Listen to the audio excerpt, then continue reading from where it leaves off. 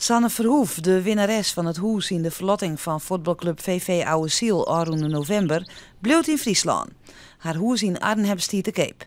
Echt dreig wie het besluit net. In het huis voelt het goed, buiten voelt het goed, in de straat met de mensen voelt het goed. Ja, hoeveel meer moet je dan nog meemaken om dat besluit te nemen? Een baan had de 48-jarige Sanne nog net voen.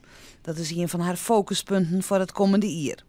Ik heb in de loop van de jaren veel verschillende dingen gedaan. Ik kan heel veel. Ik heb onlangs succesvol mijn opleiding tot vitaliteitscoach afgerond. Heb jarenlange ervaring als communicatiespecialist en tekstschrijver. Dus ik ben iemand van mouwen opstropen en aanpakken. Ja, dat moet heel raar lopen. Wil ik dan ook niet hier weer werk vinden. De ontvangst in Oude Ziel in november wie oerweldigend en warm. Dat goede gevoel is bleun en had haar bot rekken.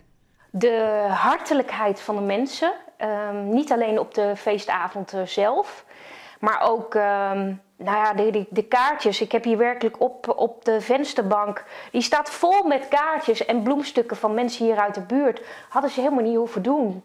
De toekomst luidt dus in Friesland en ze had er zin in. Geweldig het jaar 2017 uit en heel mooi 2018 in. Ja, ik ben heel benieuwd. Ik zou zeggen, kom maar op. It get on!